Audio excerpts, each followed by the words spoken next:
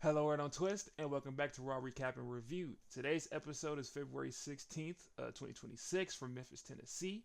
If you enjoyed WWE content like this and wrestling discussions, like the video and subscribe to the channel for more. Now let's get into this Monday Night Raw. Like most Monday Night Raws, we have a promo, and we start off with the Usos. You know, they music playing, they coming down to the stairs, but the Vision are near the stage and they're like, stop the music, stop the music, stop the music. Paul Heyman is upset.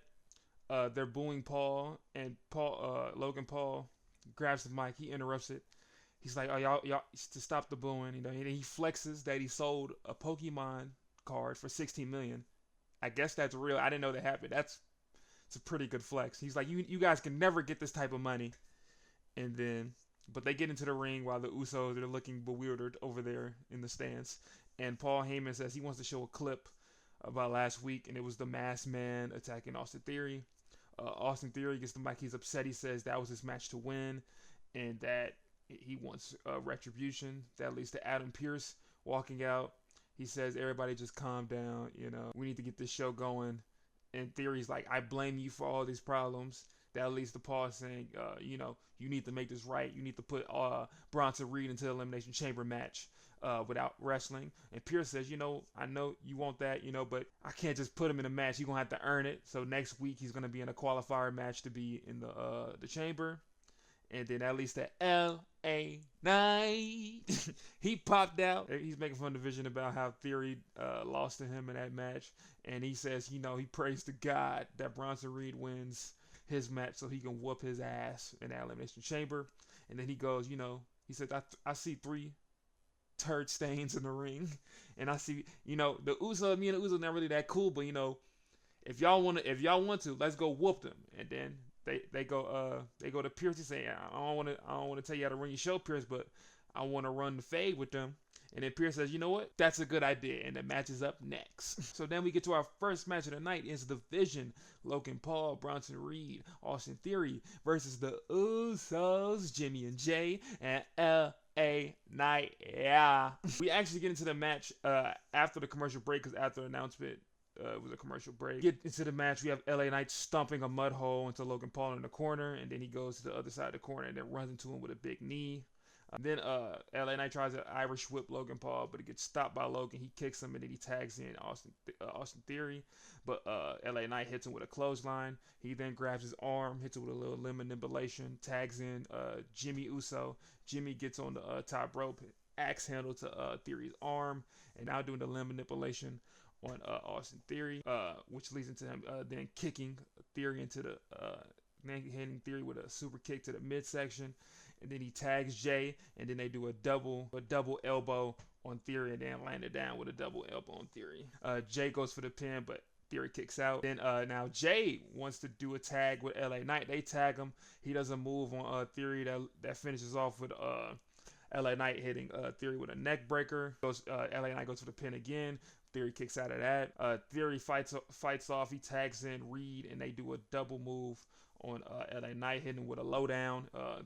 Theory went low, Reed went high, knocking him down to the ground. And then that leads to Reed getting LA in the corner, then hitting with multiple punches in the corner. He tags in Logan Paul. Logan Paul gets in the ring, starts putting his knee on LA Knight's neck. That leads to Theory running and hitting LA Knight while he's on the ropes.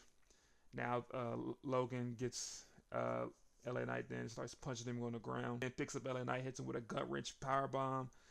He goes for the pin, but LA Knight kicks out, but then he tags in Theory. Theory gets in the ring, big punches to LA Knight, and then tags in Bronson Reed, tries to hit him in the corner, but LA Knight reverses the corner splash. He tries to go for the tags multiple times, but he gets stopped, and then Bronson Reed hits him with a big splash on the floor. And then he picks him up with a World's Strongest slam, slams him down, and then hits him with a big jumping elbow, and that's where we get to commercial break. We get back from the commercial break with LA Knight landing punches on Logan Paul, but Logan Paul gets a tag to Bronson Reed. Bronson Reed gets in the ring, hits LA Knight with a big Uranagi, and then hit him with a big jumping senton on the ground. He goes for the pin, but the Usos stop the pin, and that leads to Bronson Reed grabbing Jim on the apron and slamming him into the turnbuckle on the apron. He then tries to go for the senton again on LA Knight, but he misses.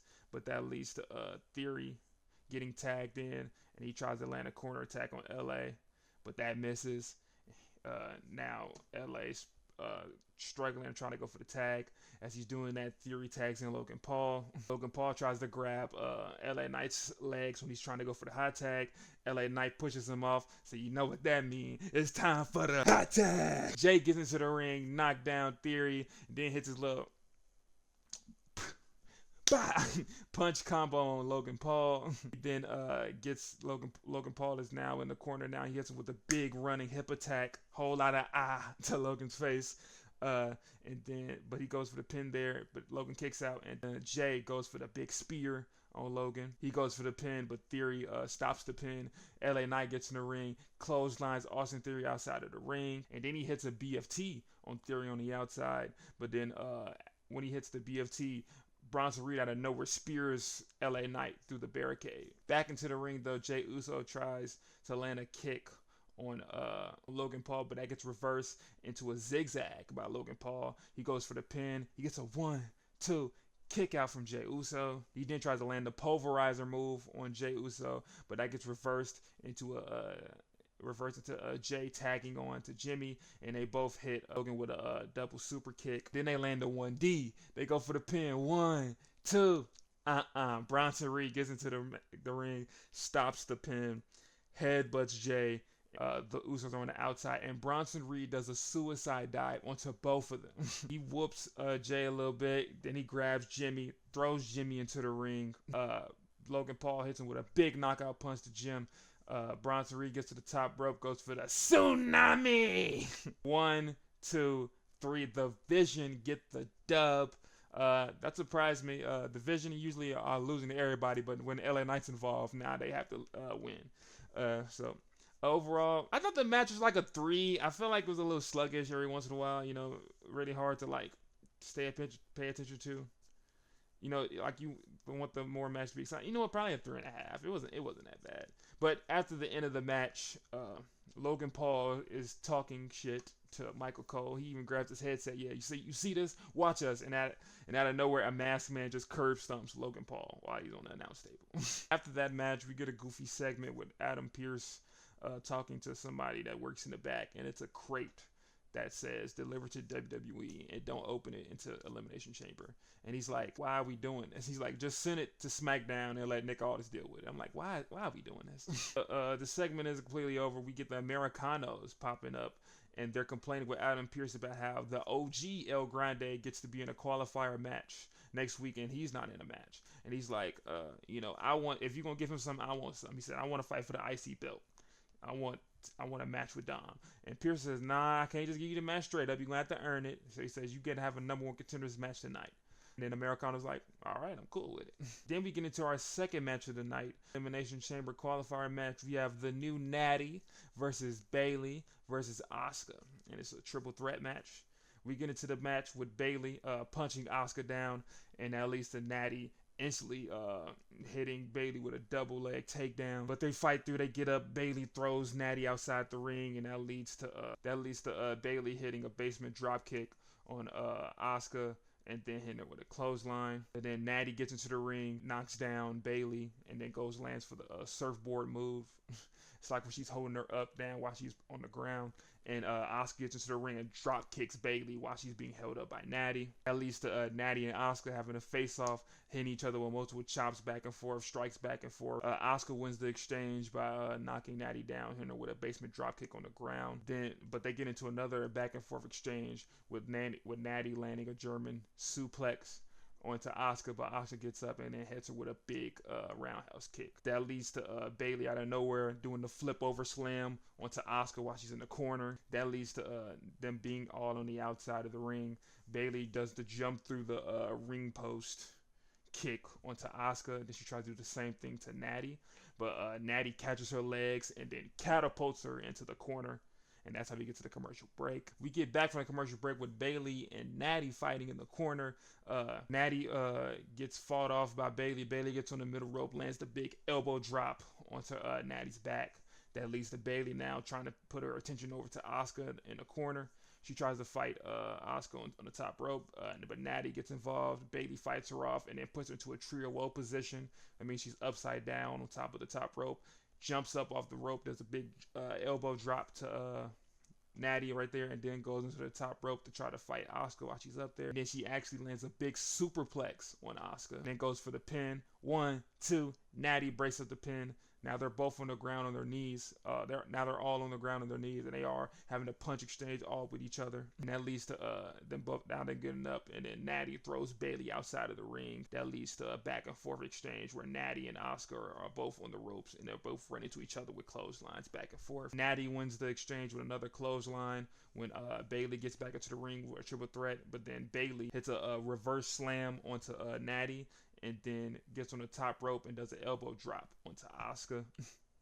She goes for the pin again. Natty interrupts it once again, and then starts whooping Bayley on the ground. They start rolling out to the apron. They get up. Bayley tries to fight back, but she gets reversed into a German suplex on the apron by Natty. That shit was crazy. As Natty's on the apron trying to recover, Asuka comes out of nowhere, grabs Natty, hits her with the Asuka lock. Natty finds a way to flip that into a pin. She's going for the pin.